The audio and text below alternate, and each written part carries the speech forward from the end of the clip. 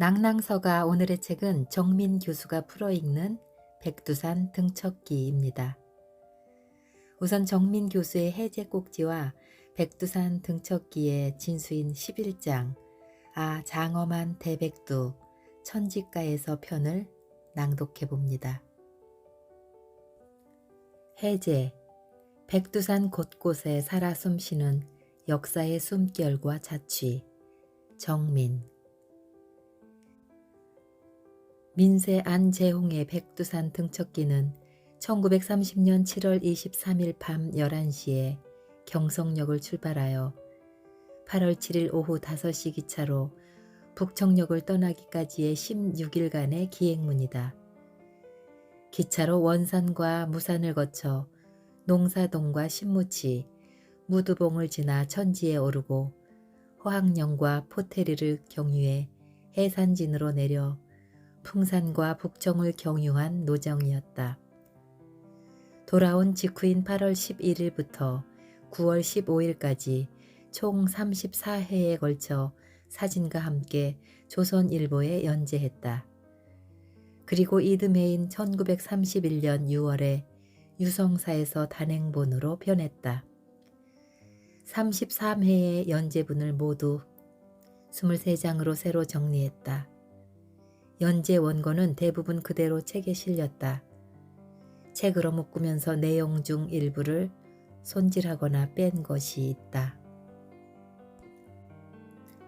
백두산 기행문은 일제강점기에 신문 지면을 통해 여러 차례 연재된 인기 높은 기획이었다. 이 글 말고도 많은 기행문이 남아있다. 1921년 민태원이 동아일보에 연재한 백두산행과 1926년 7월부터 1927년 1월까지 동아일보에 연재한 6단 최남선의 백두산 근첨기가 이 책과 함께 유명하다. 1930년의 백두산 등반은 일본 주둔군과 기행단을 합쳐 수백 명의 군민이 참가한 대규모 기획이었다. 당시 안재홍은 조선일보 부사장과 주필의 자격으로 변영로, 김찬영, 선순영, 김상용, 황호 등과 작반하여 이 기획에 참여했다. 식물과 곤충 채집에 몰두하는 교사들이 여럿 함께 동행한 것으로 보아 동식물학자들을 포함하여 백두산 순례뿐 아니라 생태조사를 겸했던 기행이었던 듯하다. 한문투에 난해한 글이지만 여타의 기행문에 비해 핵심을 놓치지 않는 꼼꼼한 묘사와 간결한 정리, 험난한 시국과 변경민의 간고한 삶을 바라보는 애정어린 시각이 균형을 잃지 않은 대문장이다. 특히 백두산의 곳곳을 샅샅이 그려 붓끝에서 그곳 산하의 풍광이 되살아나는 감동이 있다. 조선 상고사에 대한 해박한 식견과 통찰력도 놀랍다. 오늘의 관점에서 보면 얼마간 성근 점도 없지 않다. 1928년 5월 완재홍은 일본군의 산동지역 출병을 비판한 사설로 구속되어 조선일보 발행인을 물러났다. 금고 8개월을 선고받아 옥고를 치렀다. 조선일보도 그 일로 무기정한 처분을 받았다. 1929년 1월에 추록하여 조선일보 부사장이 되었고 12월에 광주 학생 사건 진상보고대회 문제로 기소유예되어 다시 옥고를 치렀다. 그리고 이듬해인 1930년 7월 백두산 등반길에 올랐다. 당시 40세였다. 이 시기는 민족해방운동사에서 하나의 분수령을 이루었던 전환기였다. 제국주의 열강의 블록화와 함께 일제의 만주 침략이 노골적으로 되고 유럽은 파시즘의 대두로 전쟁의 위기가 고조되었다. 안재홍이 결성을 주도했던 신관회도 해체되고 사회주의와 민족주의 노선의 대립은 지식인 진영의 분열을 불렀다. 일제의 통치도 더욱 극렬해졌다. 이러한 시기에 이루어진 대규모의 백두산 탐방은 이른바 백두산을 조종삼아 이루어진 상고 이래의 조선 의식을 회복하고 정신의 줏대를 세우자는 염원을 담아 기획되고 추진되었다. 저자의 시선은 출발지 기차에서부터 북녘 백성의 간구한 삶과 일제의 착취를 겹쳐 읽으며 시작된다. 굳이 태봉 고원과 옥저 산하를 거론하면서 거기에 침탈의 상징처럼 우뚝 선 조선 질소 비료 공장이나 조선 인민이 일제에 저항하여 일으킨 단천 사건 등을 슬쩍 배치하여 과거와 현재의 음영을 뚜렷이 보여준다. 국경지대의 백성들의 곤핍한 삶을 애정 어린 시선으로 바라보고 때로 연민과 탄식을 발하였다. 정작 백두산 상상봉 등정 후 돌무더기에 꽂힌 일장기를 바라보는 괴로움도 굳이 숨기지 않았다. 백두산 곳곳마다 역사의 자취와 숨결을 불러내고 관련 문헌을 샅샅이 뒤져 부끄러운 근대사와 자랑스러운 고대사를 나란히 배치한 것에서 오늘의 부끄러움을 옛 선민의 빛나는 어뢰에 비추이려는 고심을 읽는다. 특히 모계사회인 성모의 시대에서 부계인 단군의 시대로 넘어오는 고대사의 체계에 대한 장대한 기술은 훗날 조선 상고 사감으로 결실맺은 그의 고대사 연구가 이미 이 시기로부터 체계를 잡고 있었음을 단적으로 증언한다.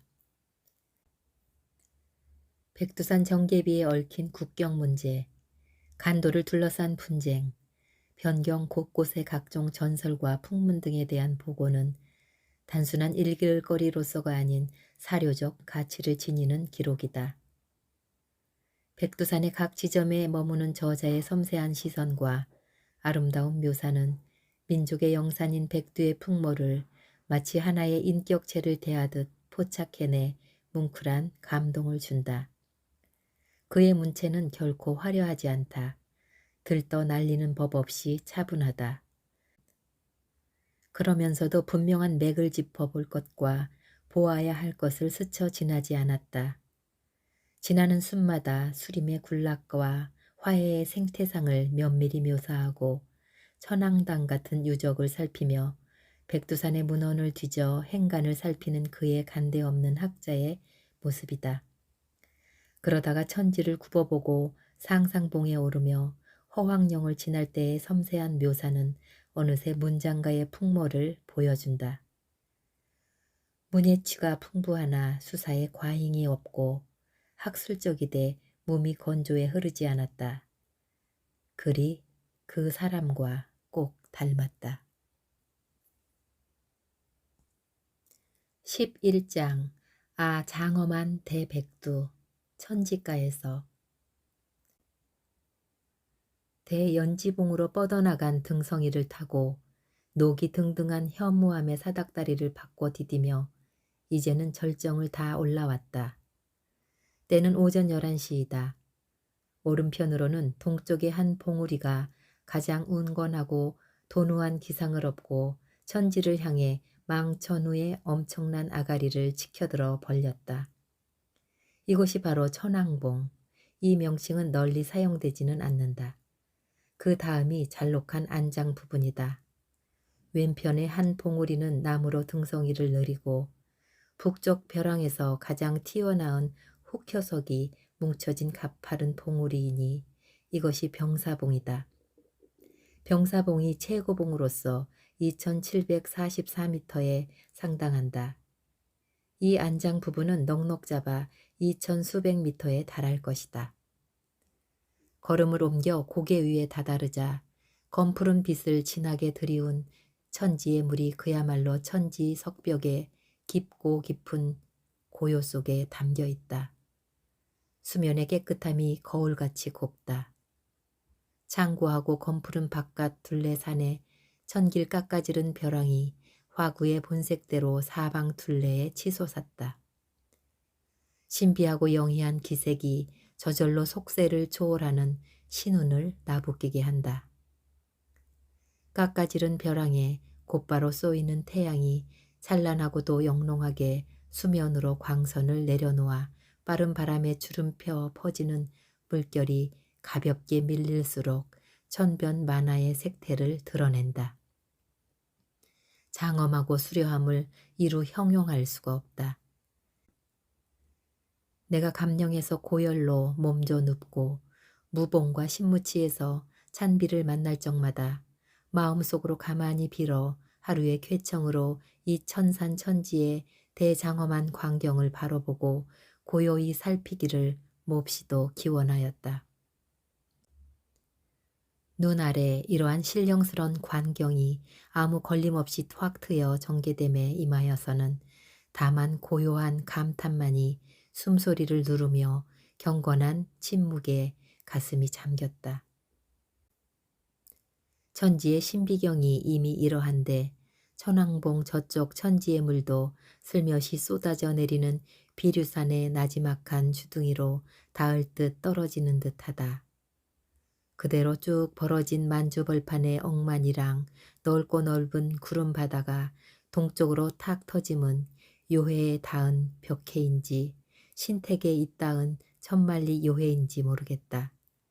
들쑥날쑥 매뿌리는 주먹 돌같이 끝만 나와 마치 탕탕하고 양양한 대요지가 물결 속에 기이한 바위를 싸고 있어 굽어놓니는 긴 물결이 부드럽게 바위 모서리를 물어뜯는 듯하다. 넋이 이끌려 간 것처럼 멍하니 바라보매 십주 바다 위 끝없이 난만한 경사로운 구름에 놀라 기뻐 찬탄하였다. 아득하게 바라다만 보되 천장지구 1만 년에 언제나 가볼 길 없는 양 텅 비고 아득히 넓으며 아스라하고 아득한 경계. 필설로 설명함을 떠나 한낱 나달 같은 내 한 몸은 있던가 없던가. 오직 텅 빈 허공에 툭 트인 영감만이 구름 노을과 함께 우주간에 나부낀다. 좋다가 못 견뎌 다만 무령한 큰 소리로 천지도 뒤집어질 만큼 방성대곡을 한 차례 하였으면 반성의 울적함이 씻은 듯 내려갈 듯하다. 이를 무두봉 위에 삼엄하고 고요하며 신비스럽고 아득한 그 안개의 견준이 대백두의 장엄하고 드넓은 광경은 마치 색상의 세계를 완전히 초탈하여 말 그대로 신주재양에 넌지시 논이는 듯 소요유의 참된 경계를 이제야 체득할 것이다. 아, 숭엄하고 장려한 큰 포치이다. 이 몸이 울어울어 우레같이 크게 울어 망천 후 사자되어 온 누리 놀래고자 지치다 덜 깬 넋이 행여 내쳐 잠들리 이 산이 터져 오늘로 탁 터져서 사납게 타는 불꽃 온 세상 제 될세라 빈터에서 새 1월이 하마 한 번 비추리 이 늪이 넘쳐 단박에 와락 넘쳐 엄청난 홍수되어 이 강산 덮을세라 대지의 낡은 꼴이 확 씻긴들 한되리 저 숲속을 다 조겨서 억만호 집을 짓고 남북리 넓은 벌로 한 마을 만들리라.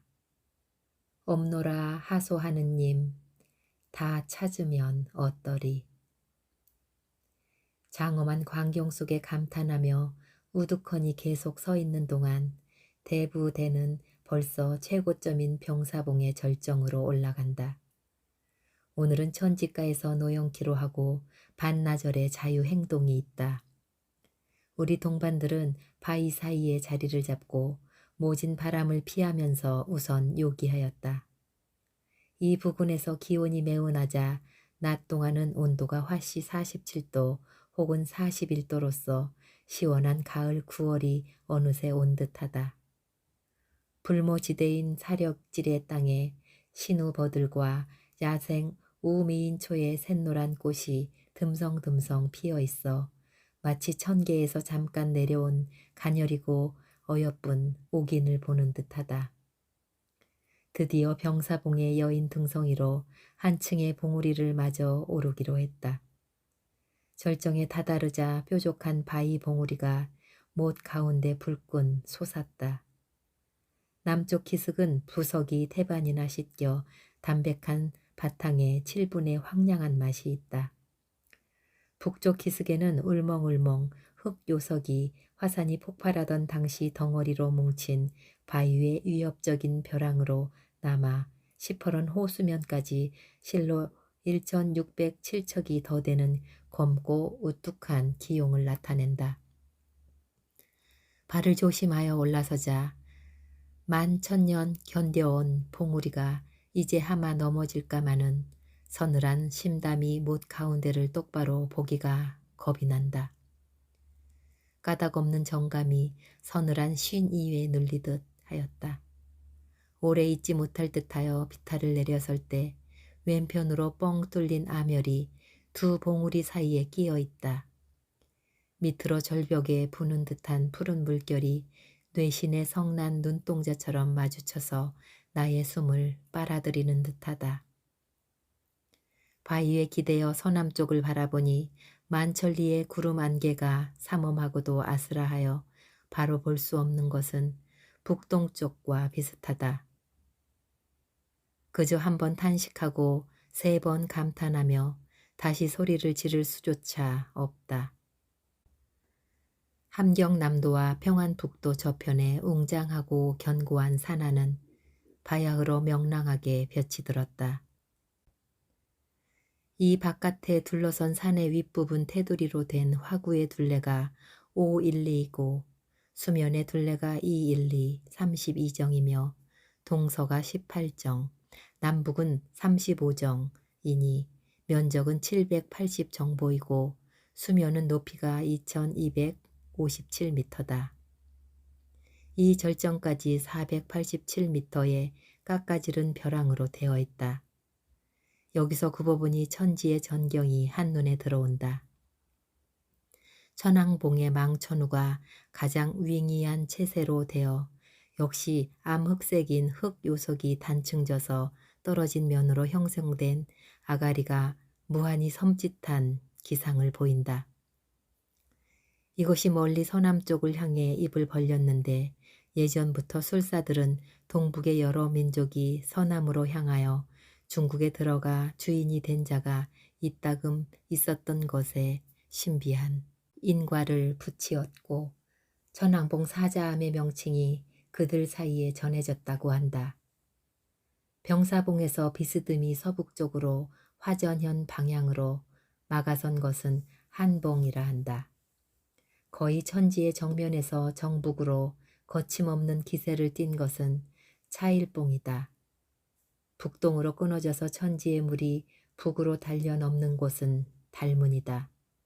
그 동쪽에 깎아지른 바위가 층층한 기세를 가진 것은 천왕봉에서 바로 뻗어 돌아간 비루봉이다. 그런데 병사봉에 불쑥 나온 비탈이 못 가운데로 들어 이것을 중심으로 감도는 수면은 휘어 감든 둘레산과 함께 천지 전체에서 일종의 산태극, 수태극의 형국을 나타낸다. 병사봉이 아니면 이 전경을 볼 수 없고 북쪽 기슭에서 보면 이와 다를 것이다. 달문으로 넘는 물이 송화강의 근원이 된다. 송화강의 그들 말인 승가울이라는 천하를 뜻한다. 송화강 계곡은 단군과 부여 수천 년의 조선 선민이 나고 자란 근거지이다. 천산과 천지, 천평과 천하로 대백두수원의 정맥을 받은 줄로 수궁하겠다. 동쪽과 서편에는 웅장하고 굳세고 조밀한 바위 봉우리가 빈틈없는 철성이요 흠집 없는 금구의 형국이어서 다시 물 한 방울도 새일 곳이 없다. 동쪽으로 흘러 두만강이 되고 서쪽으로 흘러 압록강이 된다고 한 옛 문어는 여기서 무너지고 만다. 다만 천지의 수면이 무두봉의 노용지보다 260 내지 270m 높이를 보인다. 무두봉 아래서 튕겨지는 두망 강원은 땅 밑으로 흘러가는 물이 아멸로 쏟아짐이 매우 급격한데 천지와 일맥이 서로 통해서인지 단정키는 어렵다. 이 천지는 명칭이 많아 향토인은 천상수라 하고 태백 또는 회택이 또 다른 이름이다. 중국인은 용왕담이라 하고 만주어로는 달문지라 한 것이 모두 그 지칭이다. 천만년 묵은 옛날 터지고 뛰놀던 대장엄 그대로의 이 화산이 어느새 멈추고 화구가 어느덧 호수가 되어 신이하고 신령스러운 기품이 고금인들이 경건하게 우러르는 성역으로 되었던 것일까. 옛날 진인 이래로 조선 선민과는 본말과 형용으로 때려야 뗄 수 없는 기원을 이루어 민족 발전의 지르적 기축이요 역사 생장의 거룩한 자치의 연총이 되었다.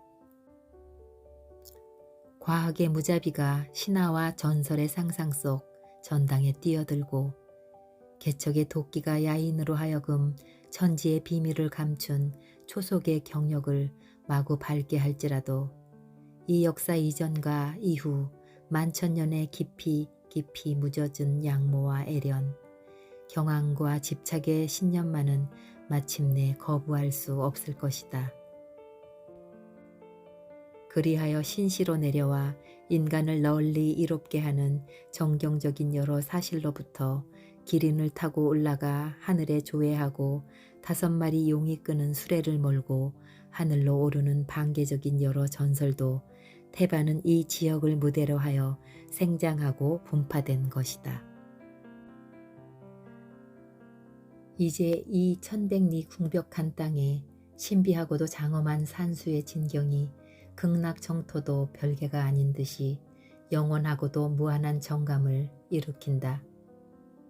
동북 신명지택과 삼신삼불로의 영경이 널리 중의와 고금의 사람들에게 우러러 숭앙한 유래는 구태여 장황하게 논할 것이 못된다. 아 우주천년 산하만리 무량거패의 무변 중생이 왔느니 갔느니 기쁘거니 슬프거니 하며 살아가는 동안 부식의 가루는 와삭와삭 천지의 물결은 출렁출렁 하였으니 조화의 천연한 자치를 그 누가 주제넘게 간섭할 일이 있겠는가. 두어라 가야 할 인생이니 내 또 내려가리라.